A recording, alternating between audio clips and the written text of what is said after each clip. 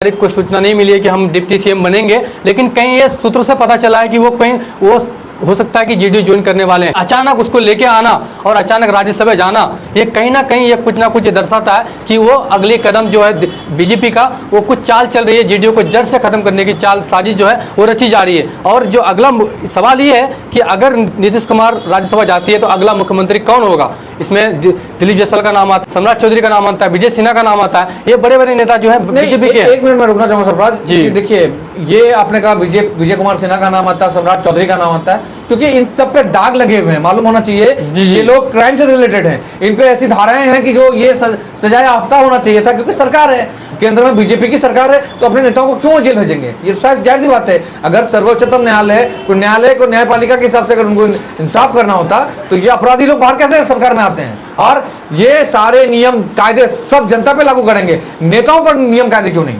देखिए, ये तो सवाल है ना। सवाल ये भी है जी, बिल्कुल आपका सवाल जायज है। जैसी ना जी, अभी वो मोकामा से विधायक है, उनके ऊपर क्या मर्डर केस था, ये चुनाव से पहले गया सिंह यादव जी का हत्या करवा दिया जी, हत्या करवा दिया था, चुनाव में हत्या कर दिया। फिर उसके बाद एक बातचीत बड़ी होकर के आया, अभी विधायक है मौजूदा को कहीं ना कहीं तोड़ने की साजिश रची जा रही है। और ये तो पहले भी स्पष्ट हो गया था ना। नीतीश कुमार कब वो थका महसूस करने लगे, क्योंकि ललन सिंह जब बीजेपी से हाथ मिला लिए जाकर के, जब वो राष्ट्रीय अध्यक्ष थे जेडीयू के, तब ललन सिंह ने गेम कर दिया था, क्योंकि बीजेपी में जाने का मतलब यही था कि अब जो है बीजेपी जेडीयू को अंदर से हाईजैक कर ली है। अगर अब नीतीश कुमार को वहां भेजता है तो निश्चित है कि उसमें से कई ऐसे विधायक हैं जो पार्टी के बगावत में आएंगे और वो बीजेपी में शामिल हो जाएंगे। तो ये सीधा ये है कि क्योंकि आज बीजेपी के पास करोड़ों रुपए है, बिहार की सबसे बड़ी पार्टी है। अभी तक मुख्यमंत्री का चेहरा तय नहीं हो पाया है, मगर पार्टी में भी विरोध चल रहा है।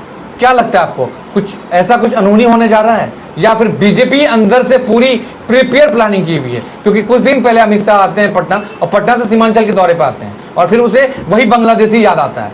मगर चुनाव जब नजदीक आता है, कोई चीज होती है, बंगाल में चुनाव है तो बांग्लादेशी याद आ जाता है, फिर चुनाव खत्म, फिर यही गृह मंत्री सारे मंत्री दिल्ली और पटना में बैठे रहेंगे। जी बिल्कुल।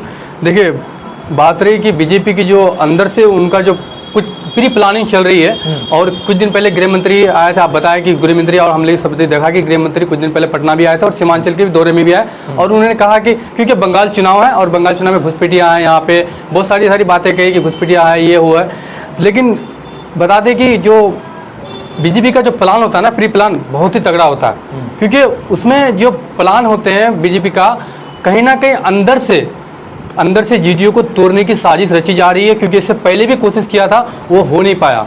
और वो चाहते नहीं थे, जब चुनाव जीते थे तब भी ये सस्पेंस बना हुआ था कि मुख्यमंत्री कौन बनेगा, ये भी सस्पेंस बना हुआ था, मुख्यमंत्री कौन बनेगा। फिर वो सोच समझ करके नीतीश कुमार को बना दिया, लेकिन वो देख रहा है कि 6 महीना अभी सरकार हुआ नहीं बनने का, अभी देखो उसको तोड़ने की बात चल रही है। और देखो, वरिष्ठ नेता जो अभी कह रहे हैं कि जो अपनी पार्टी में इसका विरोध चल रहा है कि सर मुख्यमंत्री का सीट में कौन होगा, चाहे सम्राट चौधरी बने या फिर विजय सिन्हा बने, सीमांचल के लोगों का मांग है कि दिलीप जायसवाल बने, चाहे कोई भी बने। लेकिन सबसे बड़ा बात यह कि अगर मुख्यमंत्री को नीतीश कुमार की बात करें तो 2005 में वो बिहार के पहले मुख्यमंत्री बने, 2005 से 2014 में मुख्यमंत्री बने, 2015 में बने, 2017 में, वर्तमान में अभी मुख्यमंत्री है। लेकिन वो रेल मंत्री भी रहे, परिवहन मंत्री भी रहे, और है कि अगर राज्यसभा में वो जाएं, हो सकता है कि राष्ट्रपति बनने का भी उसका अंदर सपना हो कि हम राष्ट्रपति बने। राज्यसभा भेजने की वजह मैं जानना चाहूंगा, वजह क्या है? वजह आखिर क्या जरूरत पड़ गई बीजेपी को कि माननीय मुख्यमंत्री जी को उठा करके राज्यसभा भेज रहे हैं? आप आने वाले समय में प्रधानमंत्री का चेहरा घोषित कर सकते थे ना।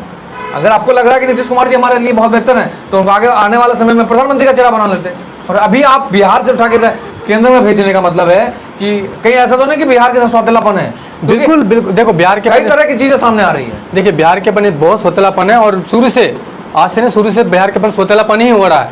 आप बिहार में 2005 से सरकार चला रहे हैं जेडीयू के साथ मिल करके, एक भी आप विशेष पैकेज नहीं दे रहे हैं बिहार को, ना ही बिहार में कोई इंडस्ट्री लगा रहे हैं। अभी कुछ बिहार में सरकार बीजेपी की बने, वो ये चाहता है, इसलिए वो उसको राज्यसभा भेजने की तैयारी चल रही है। अगर जिस हिसाब से चल रही है राज्यसभा भेजने के बाद, क्या आपको लगता है कि सीमांचल को अब स्पेशल पैकेज मिल जाएगा? क्योंकि 14 से केंद्र में बीजेपी की हुकूमत है, 14 से हुकूमत है और लगातार सत्ता मिली हुई है उनको, और अब तक सीमांचल या बिहार की हम बात करें, दिगर जगह है, सीमांचल है, मिथिलांचल है, कई जगह हैं जहां डेवलपमेंट के नाम पर कुछ भी नहीं है। और आज भी बिहार इंडस्ट्रीज एक हब मिलना चाहिए था, एक बहुत बड़ा सा एक तोहफा मिलना चाहिए था, वो नहीं मिल पाया। आज भी लोग हैं अदर राज्य जाकर के अपने रोजगार की तलाश में, बिहारी के गाली खा रहे हैं, मारा जा रहा है, धक्के मार के निकाल दिए जाते हैं। नहीं लगता है कि कुछ अनहोनी हो रहा है बिहारियों के साथ? जी बिल्कुल, ये तो एकदम अनहोनी हो रहा है बिहार के साथ, क्योंकि बिहार को कभी विशेष पैकेज नहीं मिला, ना सीमांचल को मिला। सीमांचल एक बिहार का बहुत ही बड़ा हिस्सा है कि सीमांचल नाम ही जाती है, और लेकिन सीमांचल में क्या कहता है कि यहाँ के सीमांचल में घुसपैठिया ज़्यादा है,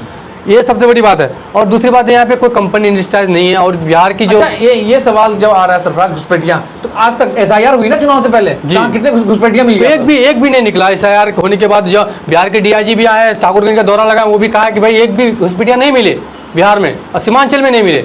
लेकिन एसआईआर हुआ, एसआईआर में आपने एक भी घुसपैठिया को नहीं दिखा, लेकिन फिर भी आप आ रहे हैं क्या कह रहे हैं कि घुसपैठिया बिहार में है, और सीमांचल में, खासतौर पर सीमांचल पर में, चाहे आप अररिया देख लीजिए, किशनगंज देख लीजिए, पूर्णिया देख लीजिए या कचहरी, ये 4 जिला जो है ये कहीं ना कहीं इन लोग की नज़र में है कि घुसपैठिया यहाँ पे आ रहे हैं और घुसपैठिया यहाँ पर है। अभी ये घोषणा की है कि अगर हम जीतते हैं बंगाल चुनाव, वो स्पष्ट कर दिया है कि बंगाल चुनाव हम अगर जीतते हैं तो इस्लामपुर का नाम बदल करके ईश्वरपुर रख देंगे। बताइए, नाम से विकास, नाम बदलने से नाम विकास होगा? मतलब इस्लामपुर, ये अपना बगल में इस्लामपुर है, उत्तर नाम बदलने कर ईश्वरपुर नाम रखना चाहता है। ईश्वरपुर नाम रखना चाहता है। इनके पास कोई एजेंडा ही नहीं है विकास के नाम पर, कोई एजेंडा नहीं, सिर्फ नाम सिर्फ और धार्मिक और जगहों का नाम बदलना, नामकरण करना, इनके अलावा कोई आपको नहीं लगता कि विकास पर किन्हीं मुद्दों पर बीजेपी काम कर रहा हो? नहीं, बीजेपी देखिए वो स्पष्ट रूप से कह रहा है कि हम इस बार भी बंगाल चुनाव जीतेंगे। देखिए, अगर प्री प्लानिंग नहीं रहेगा तो कोई जीत, बिहार में भी क्या कहे, सारे का खेला हुआ।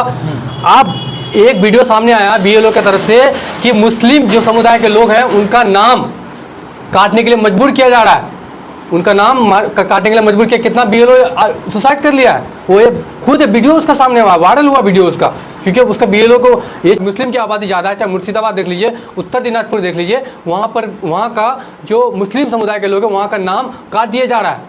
ऐसे कितने लोग हैं जिनका नाम अभी तक एसआर लिस्ट में नाम हटा दिया गया है, उनका नाम राशन कार्ड में भी है, हर जगह उनका वोट दिए हैं, पहले भी चुनाव हुआ। अगर आप एसआर, कुल मिलाकर के यही है सरफराज, एनालिसिस में ये सामने आ रहा है कि बीजेपी आलाकमान अपने पास पूरा हथियार अपने पास रखना चाह रही है, जिसके कारण बिहार की व्यवस्था बदले या फिर बेड़ा गर्क कर दे। ये कुल मिलाकर के बिल्कुल बीजेपी। बहुत बहुत शुक्रिया आपसे जुड़ने के लिए, हमारा बहुत बहुत धन्यवाद।